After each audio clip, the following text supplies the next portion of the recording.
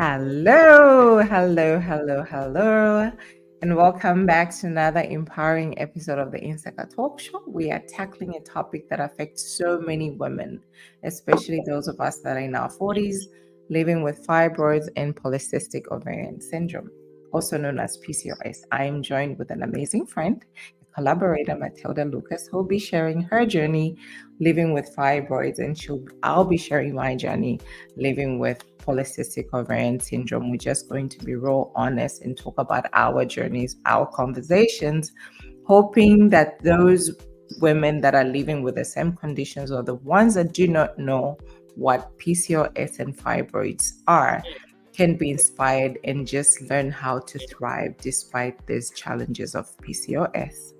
Matilda Lucas, I'm excited to have you on the Insaka Talk Show. How are you? I am well. Good morning, Prisca. Good morning, good afternoon, good evening, depending on where you're listening in from, or if you're watching this live or later on. Greetings, everyone. I'm equally excited to be here. Thank you so much for having me. We were just having a conversation. We thought, you know what? It is very abnormal, if that's a word, that we don't talk about these things, especially in our 40s, and coming from where we come from, it's almost like a taboo. Mm-hmm. You know, it is a taboo, I think. Yeah. The Insaka ladies are not here. Nelly is somewhere in Europe gallivanting. Winnie's off. Irene is off. Matilda is no longer a guest on this show. She's part of this show. That's why I was excited to have this conversation with her. I'm glad to be an honorary host, and always glad to step in when the other ladies are not available. It's always a pleasure. This topic, as you said, it can be a taboo, and I'm looking forward to that discussion ahead.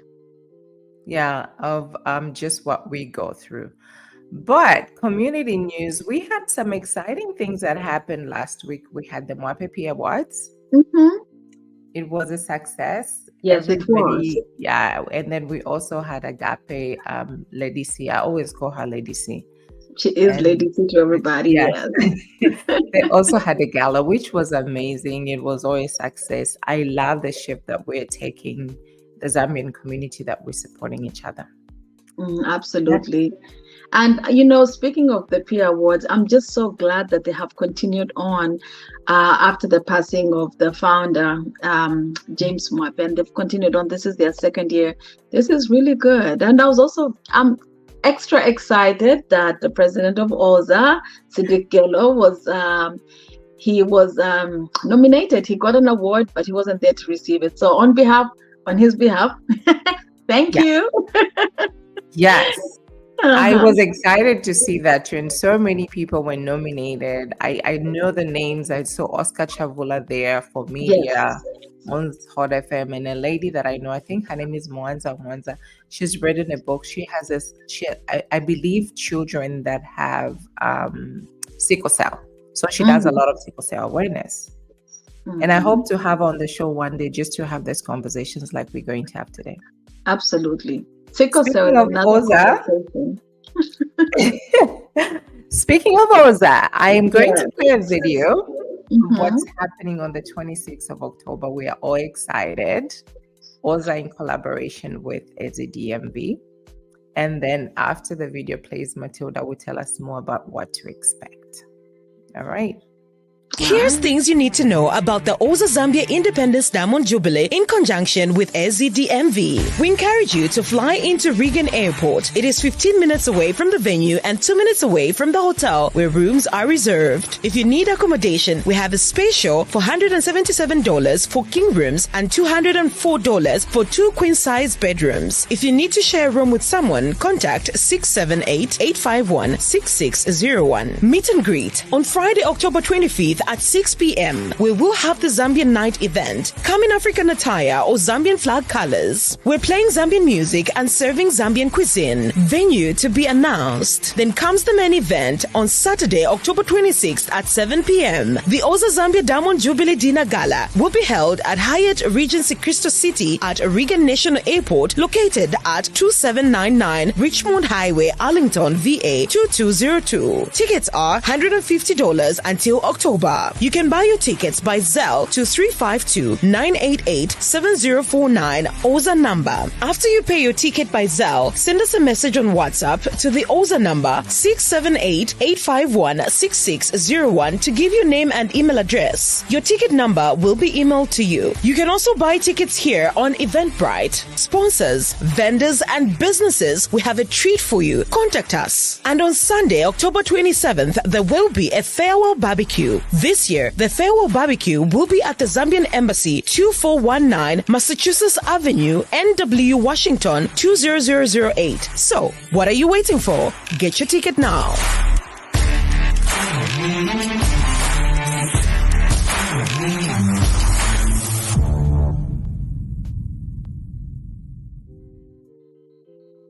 All right, Madam Oza. That video always excites me every time I see it. I feel like it always looks new to me. So yes, we are in September, towards the end of September, and next month is the month. Guys, get your tickets now. They're $150. You can purchase them on Zelle to avoid any fees from Eventbrite at 352-988-7049. Purchase your ticket, but also text your number, text or send a screenshot to 678-851-6601 along with your name and email address so that we can send you your ticket number. So please, guys, we are looking forward to seeing you. You don't want to miss it. You don't want to hear about it. Be there, be about it. Yeah. I went to the one in Chicago. That was amazing.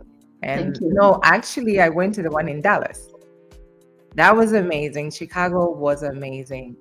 DMV, guys, there's a lot of things for you guys to do. If you have a reason or you've never had a reason to come to the Washington, D.C. area, DMV, this is a time. There's so much happening. Matilda, are you anticipating about how many people? And I'm saying you. I know I'm part of the DMV, but you are the Oza lady. Everybody knows Matilda Lucas from Oza. So, yes, they do. As you mentioned, both Dallas and Chicago were spectacular, and the audience, also the attendance was overwhelming. With Zambia's 60th independence, we believe there's going to be a lot of people coming in. But again, we don't want to be overzealous and say, hey, 2,000 people are going to attend. So we've just gone conservative and expecting about 500 people, maybe 600, who knows? But we are accommodating that number. That's good. That's good. I'm excited. It's an hour away from me, so I'll be there. I already know who's coming. If you lived in Florida, you would say, oh, that's so near. Oh, really? Yeah. Yes. All right, guys. With that being said, we have to pay our bills. Let's go to commercial. When we come back from commercial, we are going to talk about our health, our journey living with fibroids and polycystic ovarian syndrome. We're not professional health. This is just our stories that we're going to tell, just to give a disclaimer. With that being said, let's go to commercial.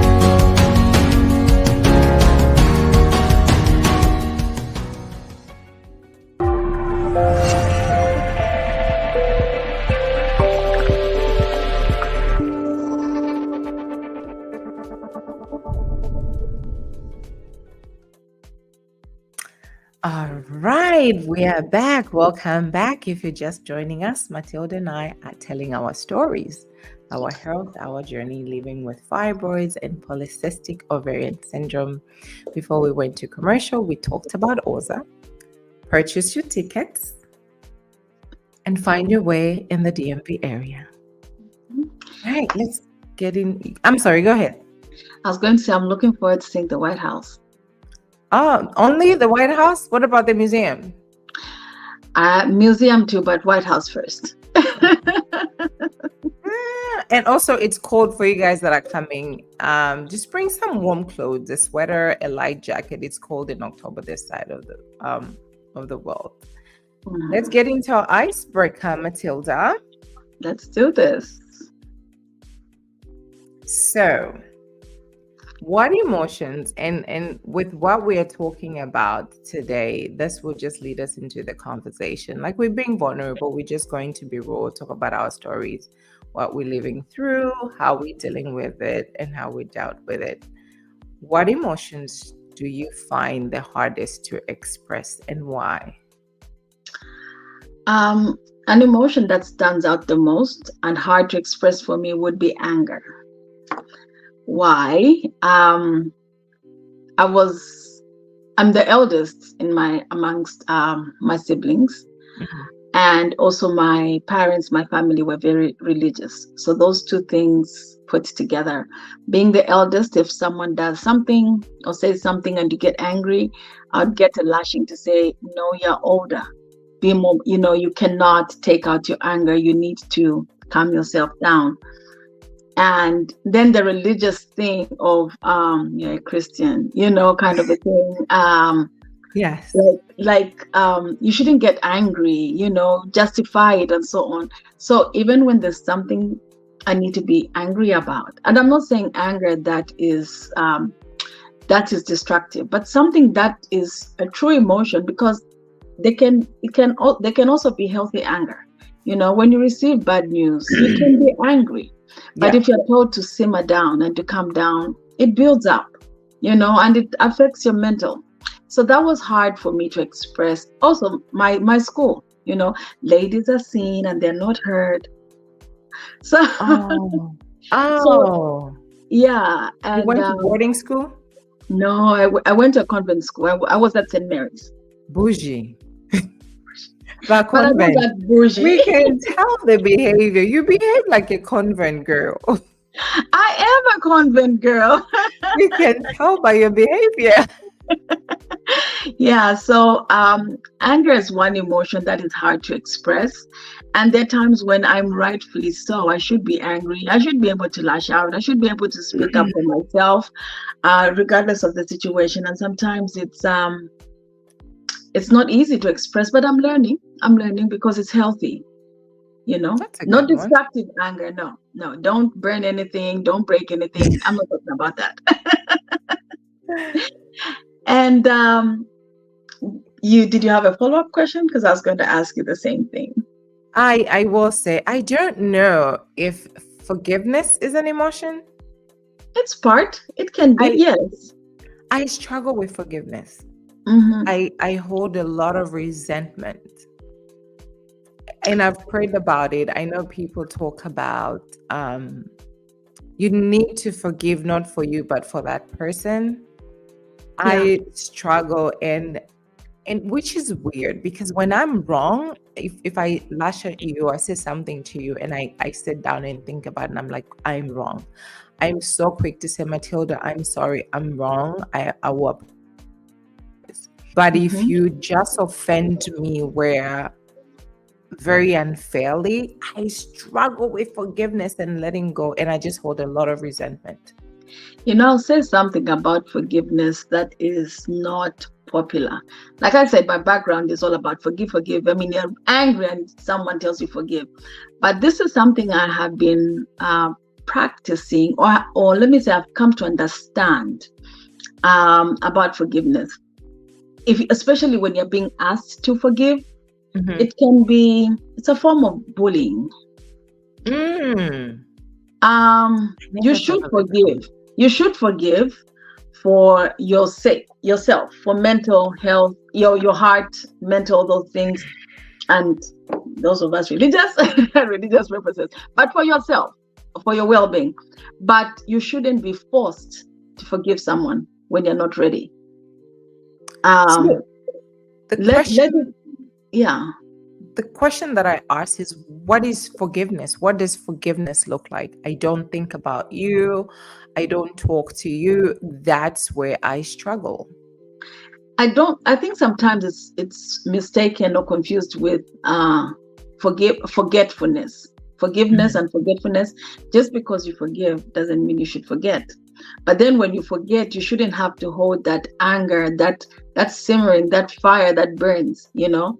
If you see someone or something, and you remember an incident, when you have forgiven, it shouldn't have to evoke those emotions that you had before. It should be something that maybe you can learn from, or you can just look past it and just shake it off. I don't have a proper definition for what forgiveness is. It will take away from our topic, but I hope what I've said helps, or you know, we can understand. Somebody. But that being told, hey, forgive, it's a bullying thing. And if I come to you and say, hey, Prisca, I'm sorry, forgive me, that part, I think that I'm sorry and forgive me should be two separate conversations. I never thought about it. Apologize and allow you time to process.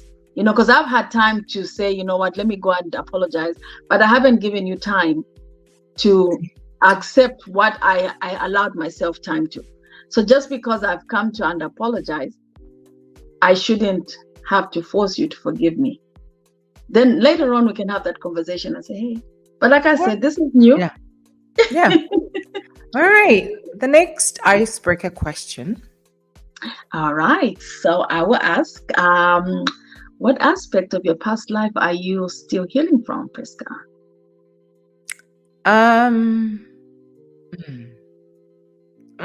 This is hard. Self-forgiveness. Not only self-forgiveness, but I've always, growing up, I was always very curvy, right? Like very flat stomach, very behind, and I always covered myself. Till today, I don't know how to wear a shirt or wear something without an undershirt. So I've always covered up. And even as I have matured and grown, and everybody is, it's beautiful to be curvy. It's beautiful to be, I saw it as a curse growing up. And I'm still struggling. Nelly will always tell me, and I'll put on bodycon dresses and tight fitting. Because as a child, I looked older than what I was because of my body. And I still struggle till today to wear something without covering my behind. I hear you. And you know, speaking of behinds, that's something that came up often. I didn't know what I was carrying in the back because I was tall and skinny. But then, you know, it would be something, and it's not fair that my cousin and I had to endure this. But my cousin and I would get actually a lashing. These are from fellow family members to say, "Ulei nama," like you're sticking out your behind your booty, and you're not. And you know, they'll say, "Don't do that." So now the confidence to, you know, you're not confident. You want to curve in. You want to not stand up straight. Then I was again, religious background. I grew up Catholic, went to Catholic school. We used to dance in the church. The white top and the chitengi, and then you're dancing and you're doing that. Sometimes the booty shakes. And me and another girl would get in trouble. I don't know if my cousin or my friend were doing it deliberately, but for me, it wasn't deliberate. Yeah. So they'll say, you are shaking stuff. Don't do that. If you continue doing that, we'll take you off the line. And eventually I was taken off the line because, you know, first they put me in the middle, but I was tall. So there was no way I can be in the line and I'm a tall girl. So that was abuse. I was distracting members in the church. So that comes with confidence. It shakes. My confidence was shaken, and it's one of those things. Like you were saying, the example you gave of Nelly. People say, "Oh, Matilda, you have such a great body. Why don't you?" Mm-hmm. I wasn't given that opportunity to be very confident of myself. You know, to embrace it and say, you know what, I am hot, I'm cute, and people always ask me, why do you wear jumpsuits? It's easier for me to wear a jumpsuit because if I wear pants, I always have a gapping at the end. Yes, so it's just a whole thing or a two-piece that will hide. But anyway, now that we have broken the ice, let's get into the conversation. So today, Matilda and I just thought, let's talk about this. It's almost like a stigma. People, especially Africans and where we come from, we don't really talk about it.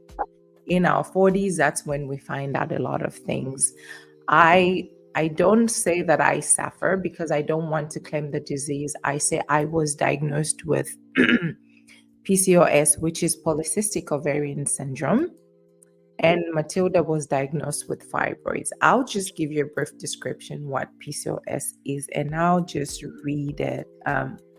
It's a condition where a woman's hormones are out of balance. The body makes too many male hormones. I'm still a woman. The body makes too many male hormones, which can cause problems like irregular periods, acne, extra hair growth, and trouble getting pregnant. Hormonal imbalance can also lead to weight gain. Doctors can help treat the symptoms, but there's no cure. I was diagnosed with that in my 40s. Oh, wow. No, in my 30s. I mean, my 40s, in my 30s. My What about you? So I was diagnosed with having fibroids in my 20s. I did not know what fibroids were. And like you say, sometimes you want to say, I have this, or, I don't want to claim it. So like you, I will say I was diagnosed with it. However, there were too many things going on at the time.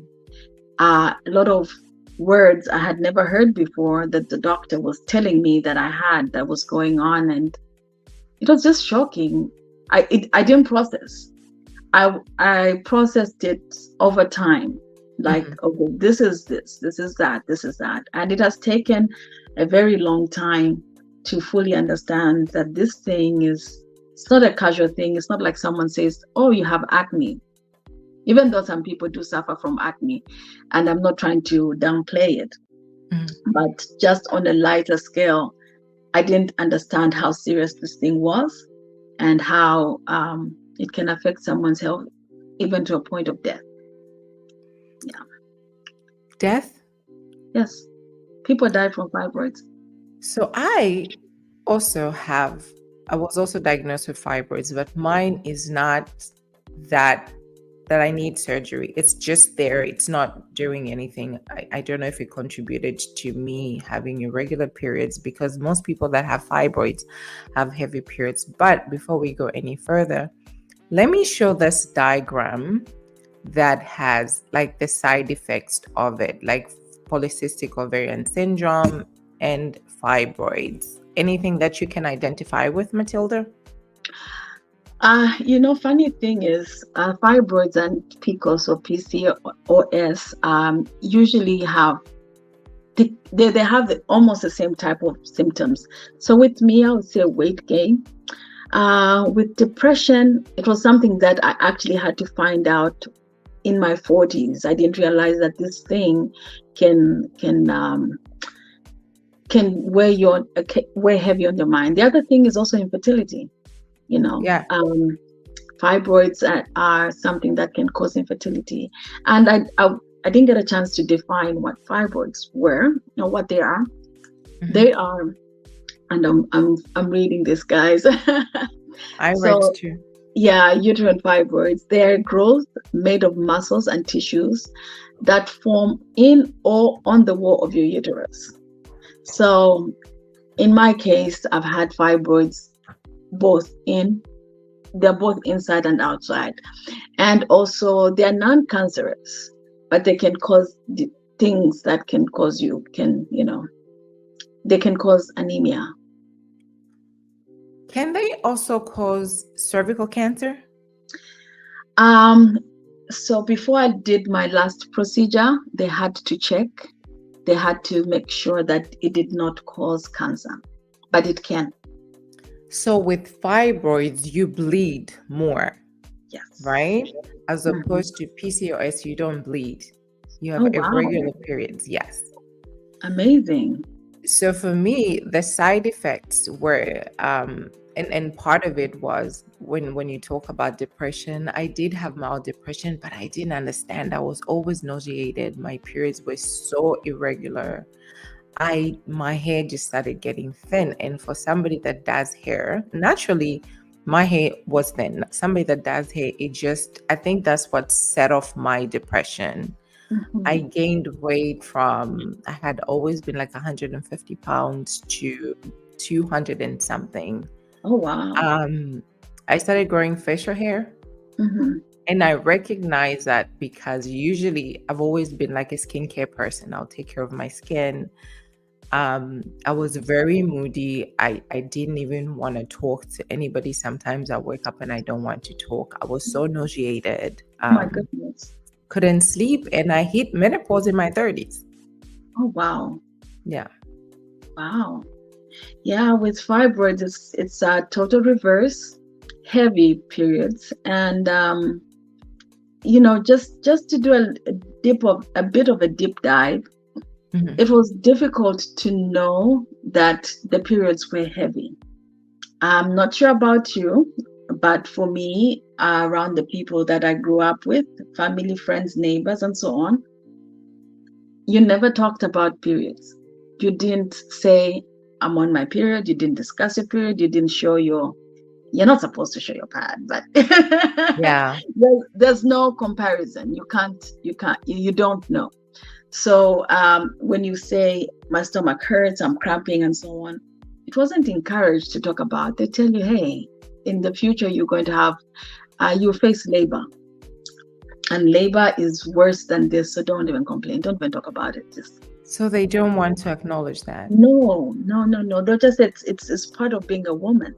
So when I sat down with my doctor and she's asking me if I have heavy periods, I'm like, doesn't everybody else does, And then they asked me if how frequently I change my pads and so on and so forth.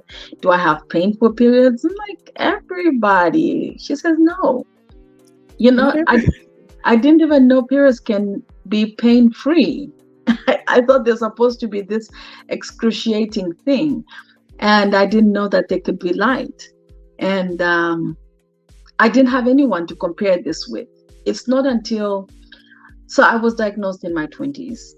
Didn't have anyone to talk about, didn't have anyone to bounce this off with. And in my 30s and into my 40s, that's when I think that freedom, that weight was lifted off to talk about these things with our friends, to say, boy, you know what I mean? And then your friend will say, you know what, me too. Or someone will say, you have pain? You have what?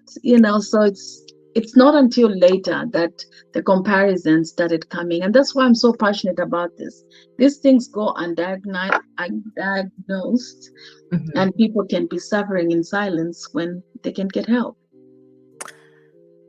So is it something you found out here, right? While you were in the United States of America? I was in the United States, yeah. Same for me. And for me is I've worked in oncology like since I've been in America. And I don't want to hear anything to do with stomach, because stomach cancer is the most missed cancer that they do not diagnose. You are told when you're literally your last stage.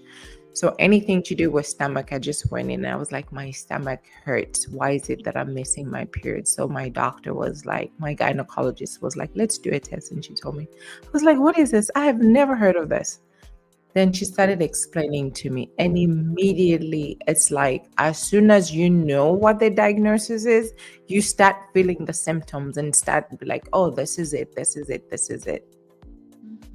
So when you were told, what was your initial feeling when you were diagnosed? What are the side effects? No, what were your initial feelings when you were diagnosed? I was very sad. Because I was like, why me? And I remember coming from the doctor. I actually bumped into somebody's car because I was thinking, I was like, what is this? So what does this mean? Does this mean that I cannot have any more kids? Does this mean that I will have to live with this? And the worst part is there is no treatment. It's not cured. It is not cured. You have to change your lifestyle, the way you eat, the food that you eat. And there's a book which I forgot to put up here. There's a book that I will share in the link later on that I used, and I followed that diet. But I was very sad, and I was hoping, praying. I only have one child. I was hoping and praying that she does not get it. I don't even know what causes it. Yeah, and speaking of what, the origin of these things, same with fibroids. They're still trying to understand or discover or see what causes people to have fibroids. Yeah. And a high percentage of women who have fibroids are Black, African American or Africans, or people descending of the Black race. So it's one of those things that you're asking, is this a racial thing? But there are white women and Hispanics and Asians who have it, but it's predominantly found in Black people, so Black women. And the treatment varies. So with me, how did I feel about this? Numb. Why? The doctor was telling me so many thing, and I mean, we're being candid, we're being raw. This doctor, the hospital I went to was it was like a university teaching hospital, a UTH, here in the United States. It was so that the doctor was also a student, but she was very blunt. I mean, no bedside manner. She says, you have this, you have this, you have this. So she says, I have scar tissue. I had never heard of scar tissue. Like, what's scar tissue? And then she says, I have endometriosis. What is that? And then she says, I have fibroids, and she's using the word uterine fibroids. And I have never heard any other word other than uterus or urine. So what is uterine fibroid? Like that combination, is it my bladder? What is it? I don't know what fibroid is. I'm concentrating on the word uterine fibroid. So, and she's talking about, oh, we're going to have surgery, and we're going to do this, and we're going to do this. It wasn't enough time. And then she says, I'm going to put you on birth control. Do you know the birth control she was giving me? She was giving me samples. So they were not prescribed. These just samples upon samples. Do you know that there's what do you call that? A case? Was it just something? Just no, Alice. What do you call that? Oh my goodness, where you have a group of people come together and you sue. A class action? Yes. Class action lawsuit. Yeah. There's a class action, but I couldn't prove it because I had no prescriptions. I was just given sample after sample after sample. Was it charted in your medical records, like when they dictate? At the time that I was seeing this doctor, and the time I was going to that hospital, okay. So you more feel about doctor nga right? So you're like, it was just one of those. I mean, later on, I went to get records for something else, but I never went to get records for that. And besides, I did end up having a bad experience with that doctor. So I didn't care for her. But later on, she told me something blunt that later on was addressed, but I wish she could have addressed it better, and we wouldn't have been in that situation. Yeah. You know, it's very similar. I was also given birth control, but for me, the side effects of birth control was heart palpitation and chest pain, which was they were suspecting that it was going to cause blood clots. So I stopped immediately. Oh, wow. Working at a hospital, when I tell you every 3 days, I'll be like, I'll be right back. I'm going to the emergency room. I'll be. I'm glad you took advantage of it. They got sick of me. Yeah, between having cysts, like pains in my stomach, the cysts were there. The odor was just, once the cysts go and then they break, and the odor was just like, and me going to the emergency, they were, one of the nurses that I worked with was like, enough already, just stop. Every third day at the emergency room for either your cysts or your, which I felt like she judged me, because you cannot tell how I feel. Yeah. And sometimes, and you say that sometimes women, we're hard on each other. She can be a medical professional, but still hard on you. You know, I don't know if it's the hard knocks of life that women have to go through, where they say, toughen up, be strong. Yeah. But then some of these things, when you share a burden, or when it's gently shared, you are able to maneuver through life much better than being told to ignore your symptoms. And that's why today you have to be your own advocate. You have to speak up for yourself. Don't just sit back, don't cower, ask questions. I didn't ask questions. I didn't come up back from a society that asked the doctor questions. Even today, that London about Zambia, you ask them, what did the doctor say? Katwisha impela prescription. Katwisha mutin first thing like you don't know. Why show you in shishive? So I've changed that. I don't want to be that person anymore. And I don't want the people behind me to be that kind of people. Yeah. What mental health did you being diagnosed with fibroids? You're now living with fibroids. Like, what did that affect? What did that have? Am I answering the right question? Am I making sense? Yes, you are. So how did it affect my mental health, or what impact did it have on my mental health? I'm telling you, really bad. Confidence really went down, because with the fibroids. So just explain a little bit. We're not doctors, right? We're not doctors. This is just our experience. The fibroid is a muscle, and it pulls blood. It sucks blood away from you. It just keeps on. It feeds on blood that's in your body. So instead of that blood going all to other places, it's being sucked by this muscle. And it's not just one thing. Sometimes it can be a cluster, like little grapes. Sometimes it can be, like big. Yeah, something, and this, sometimes even bigger, and so on. And it really messed with me on so many times, different levels. There was a time the fibroid mimicked a pregnancy. I looked like a very pregnant person, and my stomach was all rounded, my breasts became fuller. The glow of a pregnant woman. Yeah. And if you say you're pregnant, you're like, no, I'm not. Like, no, we can tell, it's all over your face. I even had cravings, believe it or not.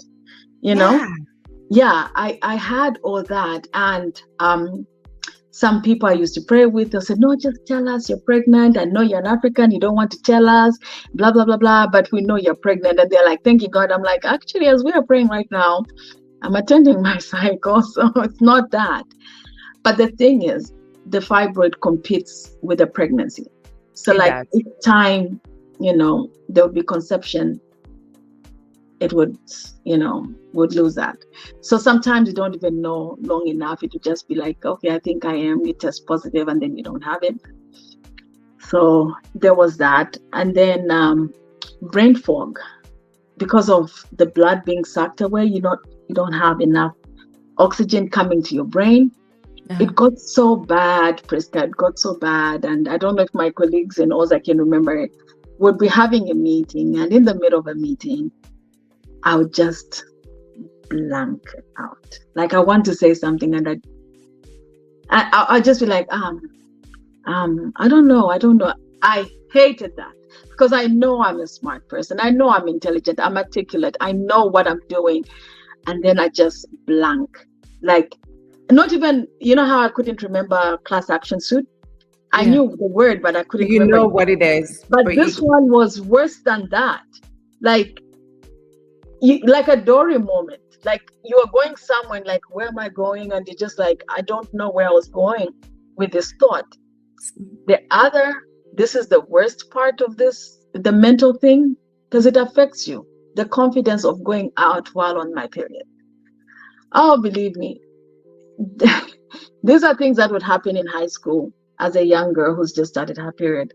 But to have them later in life as a mature person, where you just bleed through your clothes, or, the confidence is not there. You're on, you're well secured. You've got everything with wings, back and front, and so on.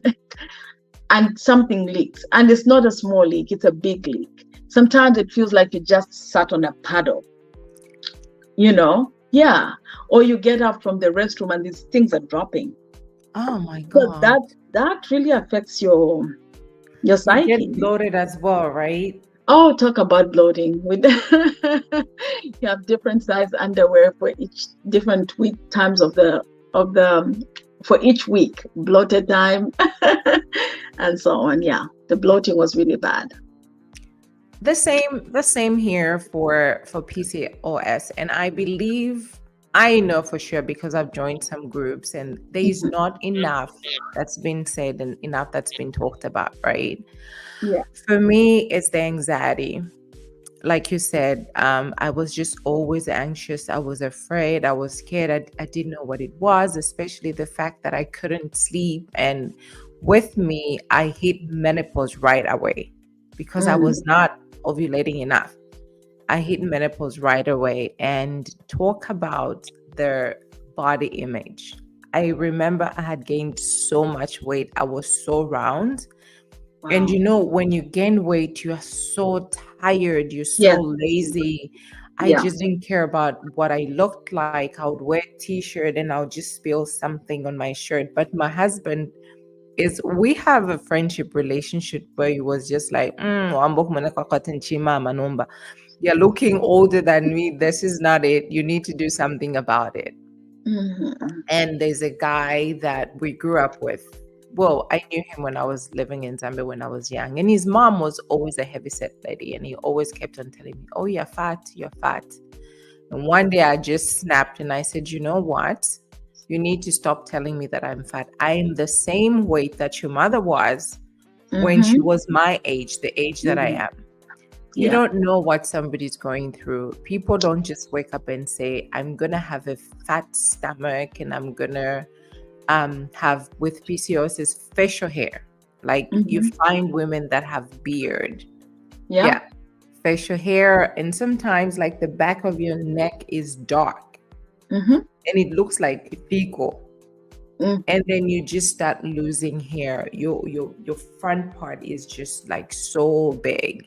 Yeah. And people will judge you and look at you, and that sets you off into depression. When I was working where I would go into an office every day, every morning I would struggle with what to wear, and I would literally cry. I'll be like, this is not me. This is not what I used to be like. I will call out because I can't find something to wear. Yeah. So I'm so sorry you went through that. Yeah. I can relate totally. Yeah. I mean, I get there a little bit, one of those here and there that just pop up from nowhere. I started having adult acne, and I don't know what I did. I can't even tell you, but I would have it all. It would just come because of the periods. And I mentioned endometriosis as one of the things they had diagnosed. With endometriosis, sometimes your flow, instead of it going out, it goes back. It flows back out. Back to where? Yeah. From where it came from. No, I was making a joke about that. I don't know where it goes back. So it will. Do you mind pulling up the image of those images? Give me 1 second. There you go. Okay. So with that, so it would cause tissues to start growing in the uterus, around the uterus, and ovary. Yes, somewhere there. So sometimes it will leak out, and so you start getting pain in places where you're not supposed to be having pain. So deposits of tissue or the lining of your uterus will start developing outside the uterus, and it will leave the blood has nowhere to go, and the body becomes it doesn't have anywhere to go, but it will be trapped. So it goes back here. Yes, where you're pointing, but where everybody's yes, back here. Back here. Yeah. So there are people who they can have endometriosis without having fibroids, but I have both. Let me not say I was diagnosed with both. So what became a problem is whenever I have my cycle, I would have pain in my thighs. It would, the best way for me to describe this is, you've seen those trailers for movies, a horror movie, where it's dark and then someone is like looking around and then they would be pulled back and they'll scream like, ah! Like they're grasping for something. That's how it would feel in my thighs, like something is just like. So over time, like going to work, it was not something that was possible. Like a whole week you're at home, a whole week you're sitting on the couch, and people say, oh, Matilda, we see you're active. You guys have no idea. You have no idea what happens when this thing comes. So it's not just being moody because you have cramps, but then you have all this pain. Even other female friends cannot understand. They cannot get it, So it's one of those things that you have this and you have that and you have that and you have that. It's a journey. I know. I mean, pain just listening to you. In the United States of America, there's a lot of they will say disability. Is that something, since you cannot work, you are in pain constantly? Forget the fibroids, the pain that it comes with. Now the endometrium, that's like double trouble. Is that something that somebody can qualify for? I don't think it can qualify as a disability, especially that you have doctors who are female doctors, OBGYNs, that maybe they haven't experienced it and they'll say toughen it up, and like say you have fibroids but yours are small, you don't have the same I don't experience. Have yeah, so if I come to you and say, hey, you may not treat me the same way, because it's like, I have this, I don't explain it, but you haven't taken time to know this. A number of women in our 40s, late 30s into 40s, you're finding that more and more women are getting hysterectomies. That's because your doctor is not going to diagnose you with a disability. You're going on with all these things that are extremely painful. You're losing blood. Your heart is being affected. So many things. You can't be calling off from work for a week at a time. So if the doctor says, just take it off. If you're like, you know what? I've passed Ninkwatabana, or I have enough children, or Ninkula, I don't need to have children now. Whatever it is, you'd be like, anything. It's harsh, but I wish people can be more gentler or in understanding, because this thing has to be a sisterhood. I can be saying this and it feels like the worst. Somebody else will say, oh, no, that's nothing. This and this and this is happening, or I experienced this. The other thing is also painful sex. You won't always enjoy it. Am I allowed to say that? Yeah, I'm agreeing with you. The stigma that comes with with having female, it's a female Yeah. disease disorder, like things Yes. that are related to the PCOS, the fibroids, their endometriosis, their what else? Scar tissue. Cysts. The stigma that comes with it, and especially, and let me emphasize this: nobody wakes up and say, "Hey, I want to have this disease." One of the things that is infertility, you cannot. Chances of you being pregnant and falling pregnant is just less and less and less and less. And there are those women that actually judge other women and say, why 40? Why are you not having kids? Why are you not having? And when you say this is what I was diagnosed with, no, it's not up to you. It's up to God. I hate it when they tell me, what if you're this woman? And when I say, at least you have one, innit? You have nieces and nephews that love you. And when I said, no, that's not a disease. Can we just stop with the stigma? We need to stop asking women in their homes that are married with their husband that have planned to say, okay, this is what we're going to have. I just want to emphasize and talk about the stigma. And people that are younger than us, in their 30s, in their 20s, go and have your regular checkup with your OBGYN and find out what it is. Maybe it may never be too late for you to have surgery, to do the treatment, to reverse the hormones with the PCOS. Me, that stigma part, that's what I think. I don't know about you.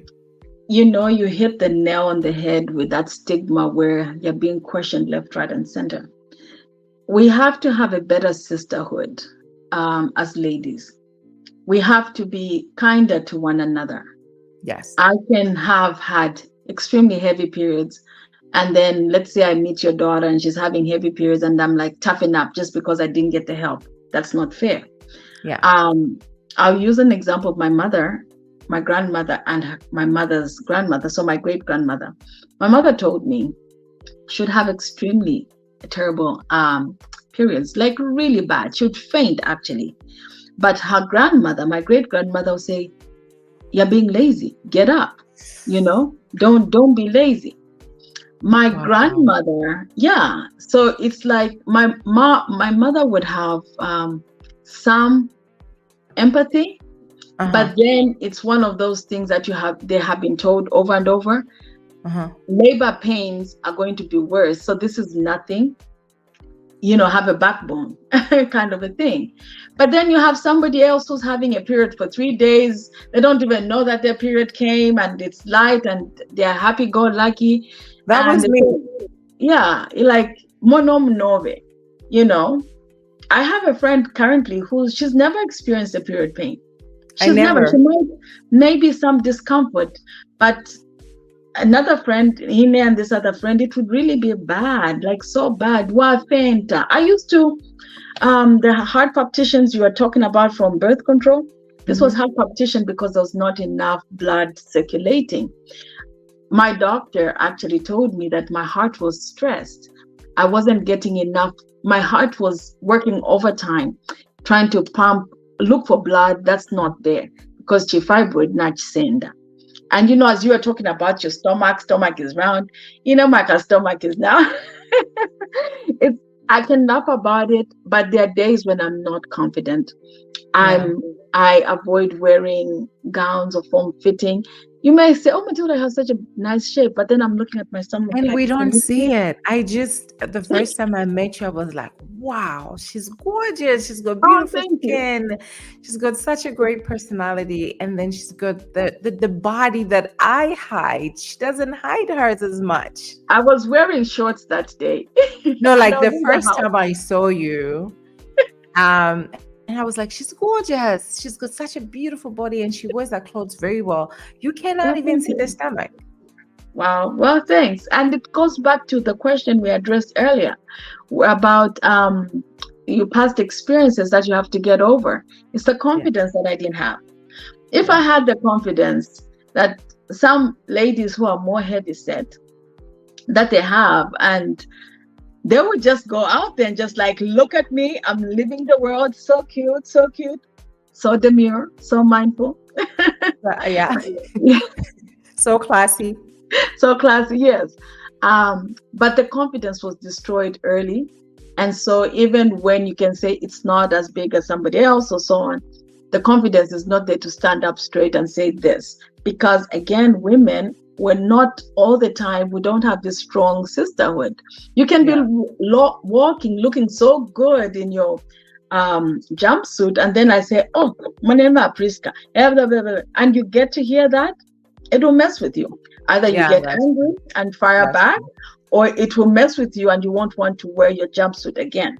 Yeah. Yeah. Treatment. Yes. I know for me, with PCOS, no treatment, change your lifestyle, change your food. And I've had to be like, you know what, let me just get rid of this fat around my stomach and do what I can.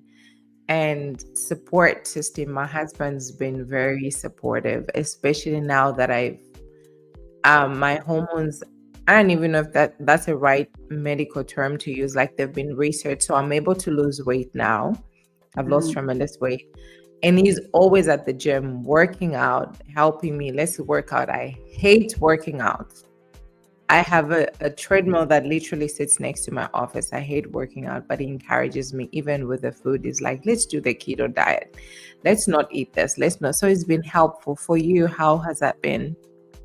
Yeah, so treatment for fibroids has usually is drastic. Usually you end up losing some of your parts, a partial hysterectomy and so on. Medicine is not so much there. The only thing they can give you would be folic acid or something to help you with anemia, or iron pills especially, which causes other problems. But I think I'm strongly believe the diet can make a difference. Because, okay, so on one hand, you are anemic and you're trying to see what can I eat that can help me build up my iron, my potassium, my hemoglobin. And we're going to eat liver, right? And it helps. Or I'll have a craving for steak. Where have I had the steak in it? Just because I'm lacking iron, I don't know why I'm craving the steak. Do you eat it? How do you have your steak done? Medium, well? I it used to be well done for the longest, but I like medium well. Okay. Yeah, not so much on the rare side, because sometimes but it depends on how they do it. So medium well, I can take a bit of it, but because of that, animal products are not encouraged. They're not good for you. So you have to draw a balance. Do I keep on taking these iron pills, or can I eat this? My doctor had said, I could eat liver and so on, and it did kind of help, but it's something that you have to do long term. Diet, it sounds so hypocritical, because nalitemwa cheese, nalitemwa yogurt, but I think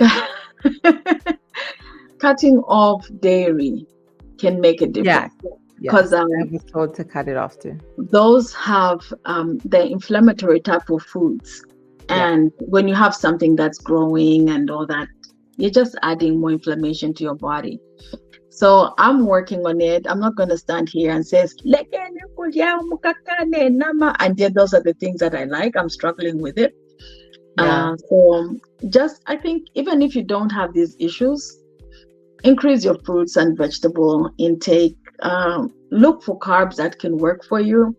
And as they say, the white stuff in terms of like white rice, white breakfast, pasta. We use oatmeal in my home. Yeah, let's get away from those things and try to eat things that have more fiber, more organic. It really helps. It helps. Yeah. And do some type of activity every day, like walk. For me, since I hate going to the gym, I just walk. Yes.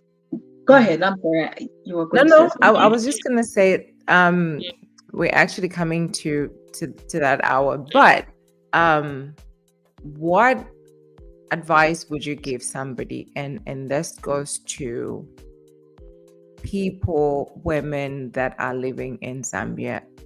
Like historically, we don't, and I'm going to include myself, in Africa, do not have the habit of every year going to see your gynecologist, every year going to see your primary care. When you start having those symptoms, when you feel and you know your body, something is not right, go and get checked out. What advice would you have for those women? I encourage women to start knowing, and let me say girls, girls, right, ladies, to start knowing and understanding their bodies. Know your scent, like you had said, cyst, gayachta burst. It produces an odor that if you don't know what's going on, you can be accused, or you can accuse yourself of something that you don't even have. You're embarrassed. So know yourself, but establish a relationship with a doctor or an OBGYN who you can talk to. But most of all, we need to start having these conversations. Munganda. Why am I talking about things like fibroids on APA? Because we were not allowed to talk about this. These things affect everybody in the household. It affects, when you're younger, it affects the dynamic. Why are you not working? Why are you not helping? You just can't keep quiet. You have to say, my period's now. Yes. I know those are taboo topics. We don't need for you to announce, but if it can be understood, it affects, for the men, it affects our brothers, our cousins, our husbands, any male. It can, because these are your sisters, your wives, your cousins, your girlfriends, your mother, intimacy. Yes, intimacy. They have to be had. They have to, people have to know what you're dealing with. So I would like to encourage women to go to gynecologists. And if you didn't have a good experience with that gynecologist, go see another one. Fire them. I'm so quick to fire them. I am very quick, especially gynecologists. I'm very uncomfortable with a man. I had a man that I was like, I don't want you. I had a male doctor because he was the best. He was a specialist, like the best in the area when I was here in Kansas City before we moved. He's highly acclaimed, and not that he'll be the one doing the examinations. He'd only come in when needed. But I had the other ladies around who would help with more personal things. But he seemed to have been very good at it. Yeah. Oh, well, this has been our story, our health, our journey, living with fibroids, polycystic ovarian syndrome. If there's any of you guys that would like to join, have such conversations with Matilda, thank you so much for joining me, having this conversation. I'm hoping this has touched, helped, empowered, and educated another woman that's living with the same thing and is almost embarrassed and ashamed to come out and just talk about it. We started the Insaka talk show because we wanted to talk about uncomfortable conversations, right? Yes, right. And thank you so much for having me. These are sensitive topics, but we have to talk about them. And ladies, be kind. Let's be kind to one another. We don't know each other's experiences.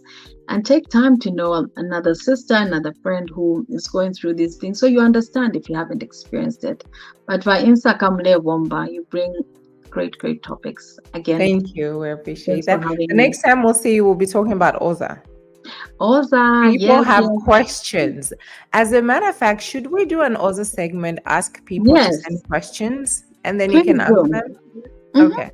I encourage that. There are questions. There are questions, comments, and concerns. And excitement. Yes. With that being said, from Matilda and I, till next time, this has been the Insaka Talk Show. Goodbye. Bye.